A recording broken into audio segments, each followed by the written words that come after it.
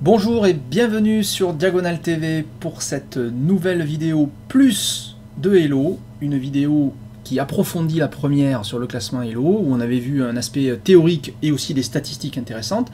Ici on va voir comment calculer un premier classement.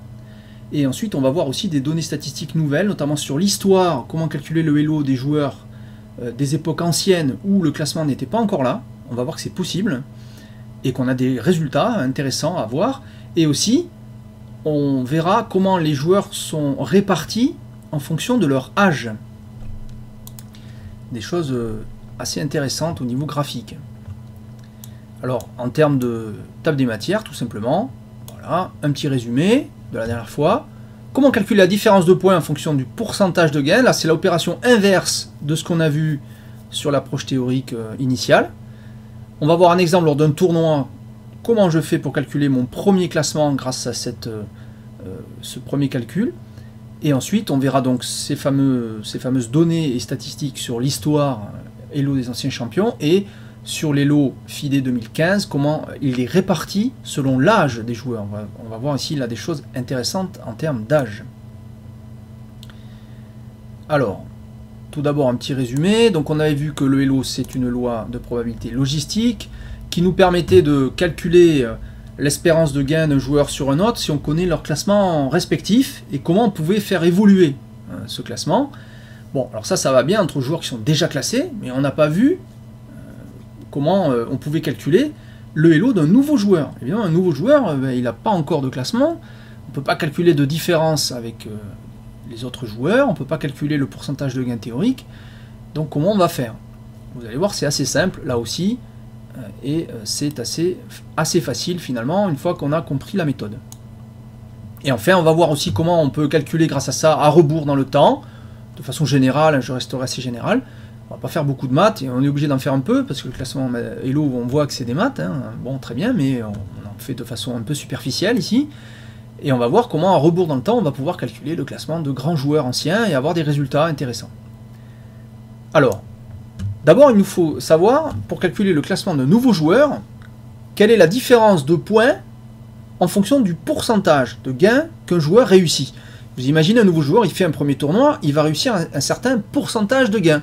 Il faut qu'on puisse donc calculer, à l'inverse, quelle va être sa différence de points Elo par rapport à ce pourcentage. Alors, on avait vu la dernière fois que la base du classement Elo, c'est de dire le pourcentage de gain, il est fonction de cette formule, qui est la fameuse loi logistique, un peu arrangée pour le classement Elo, avec un facteur 400 ici. Bon, très bien. Bon, mathématiquement, quand on a cette formule, on peut aussi trouver la différence de points D en fonction du pourcentage. Il faut faire un peu de maths, je vous passe les détails des mathématiques, je vous donne juste le résultat. C'est ça qui va vous intéresser pour faire des calculs. Après, c'est bien, si vous faites un peu de mathématiques, de vous entraîner à faire l'opération inverse. C'est un excellent exercice de bon niveau en mathématiques. Cette différence de points Elo D, ça vaudra 400 fois, on retrouve ce 400 bien entendu, il n'a pas disparu, 400 fois le logarithme en base 10, attention, c'est le logarithme en base 10, à ne pas confondre avec le logarithme simple, ou le logarithme qu'on appelle aussi népérien, qui se note ln. Le log et le ln, on dit le logarithme dans les deux cas, mais c'est pas tout à fait le même, ils sont différents, ils ne donnent pas le même résultat, bien qu'ils soient liés les deux de façon assez simple. Donc c'est le logarithme en base 10 de cette fonction-là, c'est-à-dire le pourcentage réussi divisé par 1 moins le pourcentage. Donc il faut calculer d'abord ça, appliquer à ça le logarithme, et le tout, il faudra le multiplier par 400. Ça peut paraître compliqué ici si vous n'avez pas fait de maths. Si vous avez fait des maths, ça devrait vous paraître assez simple. Mais même si vous n'avez pas fait de maths, vous allez voir que le calcul avec des chiffres, c'est quand même relativement simple, c'est faisable. Donc D, c'est la différence de points. Une fois qu'on a calculé D, le nouvel Elo, c'est facile, c'est la moyenne Elo des joueurs contre qui on a joué, auquel on ajoute cette fameuse différence de points. M plus 400 fois le logarithme de ce machin. Alors vous allez voir avec un premier exemple simple, on a un joueur qui réalise une performance de 5,5 points sur 9 dans un tournoi. Donc c'est un joueur non classé. Imaginons donc qu'il ait fait ce résultat. Quel est son pourcentage? Ben c'est simple, il suffit de diviser 5,5 par 9, il a fait 61%. Et il se trouve que dans ce tournoi, l'opposition face à qui il était, on va voir ça après sur un résultat plus concret dans un tournoi, mais ici, c'est simple, on connaît déjà la moyenne, c'est 1675,3 points Elo. On peut donc calculer maintenant son nouveau classement Elo à ce joueur qui n'était pas classé. On va d'abord calculer cette fameuse différence de points en fonction du pourcentage, 400 fois donc le logarithme de quoi?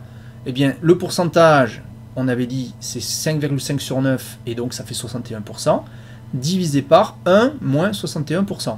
Un pourcentage, c'est pareil que 61 divisé par 100, donc c'est-à-dire 0,61. Donc en haut, c'est 0,61, divisé par 1 moins 0,61, on fait ça, la différence le rapport des deux, on applique le logarithme, on multiplie tout ça par 400, et si vous faites le calcul, vous devriez trouver 77,7 et des poussières. C'est pas la peine d'aller trop loin, le Elo s'arrête à premier chiffre après la virgule, ça suffit largement.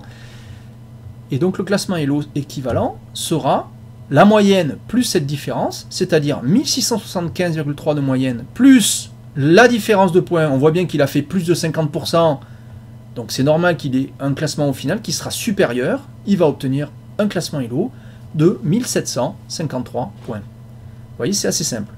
Alors on appelle aussi ce Elo calculé selon cette formule la performance. Ça veut dire quoi? Ça veut dire que le nouvel Elo d'un joueur non classé, c'est donc sa première performance. Alors, il y a une petite condition pour avoir un classement Elo, c'est qu'il faut quand même obtenir au moins un demi-point face à 5 joueurs qui sont déjà classés pour obtenir son premier classement. Voilà, donc si vous avez joué face à moins de 5 joueurs classés, eh bien, ça ne fonctionnera pas. Classé FIDE, hein, bien sûr, voilà, parce que les fédérations ont leur propre classement, et parfois vous allez jouer face à des joueurs qui ont un classement Elo, mais qui n'est pas FIDE, qui est national, et dans ce cas-là, ça ne marchera pas pour le classement FIDE, ça marchera pour le classement national. Alors maintenant, un exemple plus concret, plus précis. Dans un tournoi, on a cet exemple, on a un joueur donc, qui est non classé, c'est ça qui nous intéresse, il va jouer donc un premier tournoi en 7 rondes, et il affronte les joueurs suivants avec le résultat qui suit. Première ronde, il joue face à un joueur classé avec un Elo de 1850, résultat 0, c'est-à-dire qu'il a perdu la partie. Deuxième ronde, il a joué face à un non classé, donc là ça comptera pas. Cette deuxième ronde, elle compte pour du beurre, pour son classement Elo, pas pour le tournoi. Pour le tournoi, à ce point, il va marquer bien sûr, mais pour le classement Elo, il ne pourra pas être pris en compte, on ne tiendra compte que des joueurs qui ont déjà un classement. Il va marquer 1 ici, ensuite 1, ensuite une nulle, une perte, un gain, et enfin 0. Donc il nous faut calculer deux choses. La moyenne Elo des joueurs classés. Alors évidemment, on n'a que 6 résultats, puisque la deuxième ronde, il était non classé. On ne prend pas en compte ce résultat numéro 2. Il faut calculer 1850, plus 1650, plus etc. Et le tout divisé par 6, on obtient une moyenne de 1658,3 points Elo. Maintenant, le pourcentage de gain. C'est quoi le pourcentage de gain? C'est les points qu'il a marqués, sauf la deuxième. Toujours pareil, il ne faut pas la compter, puisqu'il n'était pas classé. Donc 0 plus 1 plus 1 demi plus 0 plus 1 plus 0, divisé par 6, puisqu'on ne compte pas donc la deuxième, et on obtient un pourcentage de 41,7%. Donc là, tilt, attention, il a fait un résultat inférieur à 50%. Donc on s'attend à ce qu'il ait un classement inférieur à la moyenne, pas supérieur. Ça veut dire que dans notre formule théorique qu'on vient de voir, on devrait retrouver un résultat négatif en termes de différence de points. Si votre résultat n'est pas négatif, c'est forcément que vous vous êtes trompé dans le calcul. Donc on en déduit donc la performance selon le calcul qu'on a vu précédemment avec la formule. M, la moyenne, pour la perf, ça sera donc la moyenne, c'est-à-dire ici 1658,3, plus donc 400 fois le log 2, attention donc, on remplace 41,7%, c'est-à-dire 0,417, divisé par 1 moins 0,417, et donc on va obtenir cette fameuse moyenne 1658,3, et on a bien un moins, quand vous ferez ce calcul, 400 fois le log ici de ce machin, ça vous fera quelque chose de négatif, 58,2, et donc vous allez obtenir un classement final de 1600,1 points. Comme vous avez joué ici 6 joueurs déjà classés, c'est plus de 5, vous avez bien réussi plus de un demi-point puisque vous avez fait même 2,5, ce qui est mieux, et donc vous aurez un premier classement ici, dans ce cas-là précis, de 1600,1 points au classement Elo international ou national, ça marche Théoriquement, ça devrait marcher à peu près pareil dans les deux cas. Bon, en réalité, parfois certaines fédérations ont des calculs de Elo un tout petit peu différents de celles de la FIDE, mais en gros, grosso modo, c'est quand même très proche. Alors maintenant, on va voir, après ce calcul, que vous pouvez donc refaire, hein, vous pouvez arrêter la vidéo sur ce qu'on a vu, essayer de refaire le calcul pour être sûr d'y arriver, et vous pourrez, sur des résultats de grille de tournoi, vérifier que vous avez bien compris et pouvoir calculer ainsi des estimations Elo. Alors on va voir que donc, dans l'histoire, on peut recalculer l'Elo des grands champions. Alors, pour avoir plus de détails sur ça, on va juste voir des résultats. Il y a une page sur Wikipédia qui est malheureusement que en anglais, pour l'instant ça n'a pas été traduit en français, ça viendra peut-être, qui se nomme Comparison of Top Chess Players Throughout History, c'est-à-dire la comparaison donc, des joueurs de top niveau à travers l'histoire. Comment ils ont fait ça? Alors ce qu'il faut savoir, c'est qu'on peut faire de différentes façons, mais essentiellement, ils ont tous les résultats des tournois dans l'histoire. Ils ont tous les résultats des joueurs ronde après ronde dans les tournois. Alors peut-être ils n'ont peut-être pas tous les tournois qui ont été joués, mais ils en ont quand même beaucoup. Donc ça leur permet, notamment pour les joueurs de top niveau international, qui avaient, eh bien, eux, des retransmissions de leur tournois, même dans les années 1850 et 1900 dans les journaux, et donc on peut récupérer ces informations. Elles ont été compilées, et on a pu recalculer le classement Elo historique de ces grands joueurs. Et on a pu les recalculer mois après mois, alors que initialement le Elo historique en 1970, il était publié que tous les ans. Et évidemment, quand on a tous les résultats de toutes les parties, on peut refaire même le résultat jour après jour de tous les joueurs. Et ce classement Elo historique, il remonte jusqu'en 1843. Ça, il y a un site sur internet qui s'appelle chessmetrics.com, alors c'est en anglais, mais qui présente ces résultats. Vous avez le classement mois après mois, de 1843 jusqu'à nos jours. Et on retrouve des joueurs historiques comme Saint-Amand, comme Stenitz, évidemment comme Lasker et comme Stoughton, l'anglais, voilà, et donc des grands joueurs de l'époque 19e siècle et tout le 20e siècle aussi, bien sûr, et bien avant le premier classement Elo officiel de 1970. Donc rétroactivement, on a pu donc calculer grâce aux parties, aux résultats surtout des parties et des tournois qui ont été stockés de ces grands joueurs. Alors, ça nous donne quand même des résultats très intéressants, regardez. Si on regarde le classement ici, alors ici c'est le pic, soit annuel, soit sur 5 ans, soit sur 10 ans, soit sur 15 ans, soit sur 20 ans, je crois que c'est la moyenne, hein, donc il regarde le pic, c'est-à-dire les joueurs qui avaient le plus haut classement sur ces périodes-là, en moyenne. Donc par exemple, sur un an, eh bien, c'est Bobby Fischer qui aurait atteint, selon ce classement, le niveau de 2881 points. Alors attention, hein, c'est un recalcul qui a été fait mensuellement, qui reprend un calcul de type logistique et pas forcément un calcul de type loi normale comme c'était fait initialement. Donc les classements seront ici un peu différents des classements historiquement publiés par la FIDE, mais ils ont calculé ce classement quand même de la même façon pour tous les joueurs. Donc ce qui nous intéresse ici, c'est ça, puisqu'on peut du coup comparer ces joueurs dans le temps par ce biais. Alors regardez, donc on retrouve Kasparov, Botvinnik, Capablanca, 4e, hein, Capablanca, qui je vous rappelle quand même était champion du monde dans les années 20, Lasker, qui était champion du monde entre 1905 je crois et 1920, par là justement, il a passé la main à Capablanca, il est resté 15 ou 20 ans champion du monde, Lasker, je crois que c'est même 20 ans, et Alekhine qui était donc champion jusqu'en 48, dans les années 30 jusqu'en 1948, voilà. Donc les très très grands ici champions. Et on voit aussi, alors pour le pic de 20 ans, regardez, c'est très intéressant, puisqu'on retrouve des joueurs classés dans un ordre différent, Kasparov, Karpov, Lasker, voilà les 3 joueurs qui ont eu les règnes les plus longs en tant que domination du classement. On retrouve bien ces 3 grands champions du monde. Alekhine aussi, bien sûr, qui est pas loin. Et puis on retrouve Korchnoi, dont on sait qu'il a eu une immense carrière, jusqu'à encore à nos jours, hein, Korchnoi, qui a joué pendant très très très longtemps, et qui est arrivé 2 fois en finale du championnat du monde.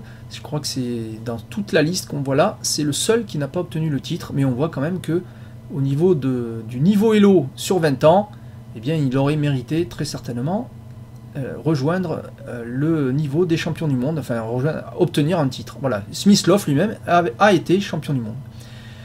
Voilà, alors il y a beaucoup d'autres statistiques intéressantes, et évidemment quand on a le classement mois après mois depuis 1843, on trouve des pépites, des choses très intéressantes. On ne va pas tout commenter ici, je vous donne la piste.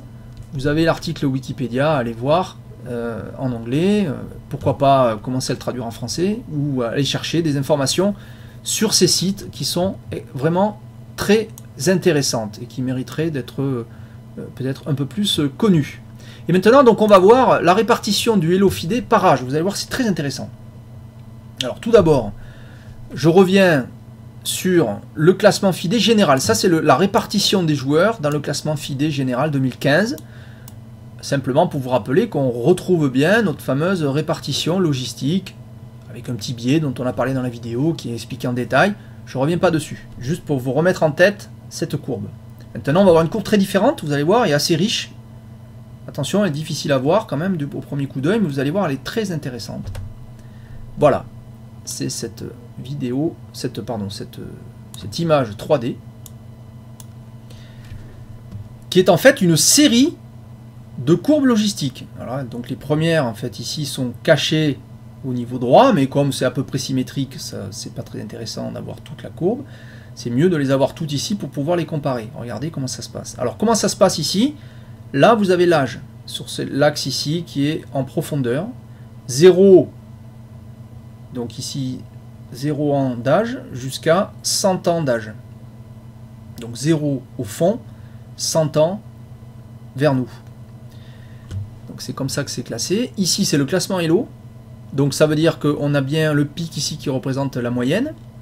Et le plus de joueurs classés à ce niveau-là, au niveau du pic, et on voit bien que ce pic ici, voilà, il est présent sur chaque courbe, et bon, il varie, hein, c'est-à-dire que là, on voit bien que pour les jeunes joueurs ici, bon, eh bien, il part bien sûr de 2000 Elo pour atteindre ici une moyenne top, ici autour de 2000 Elo, et puis ensuite ça tient à peu près à 2000 Elo, et puis plus l'âge avance, plus ça descend.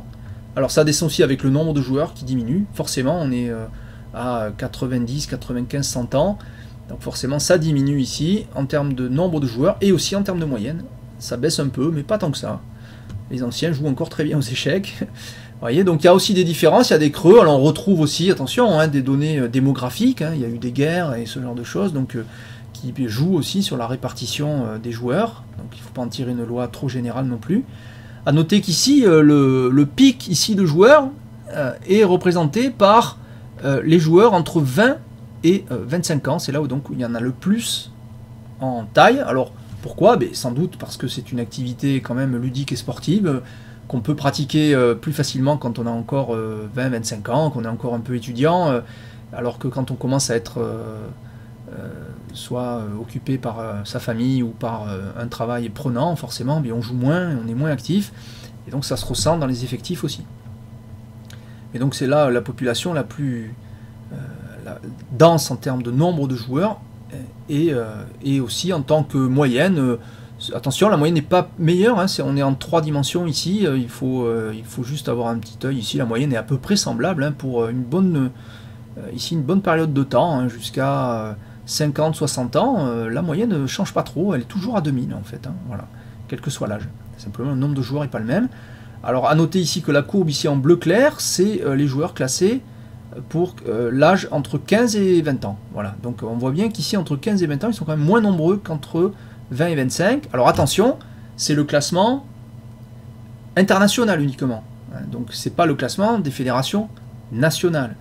Donc comme la fédération internationale ne classe pas, n'a pas intégré tous les joueurs, on peut avoir beaucoup plus de joueurs d'âge moindre dans les jeunes générations que ce qui apparaît ici dans la réalité des clubs, hein. Voilà, il faut garder en tête qu'il s'agit du classement uniquement FIDE, hein, international. Voilà.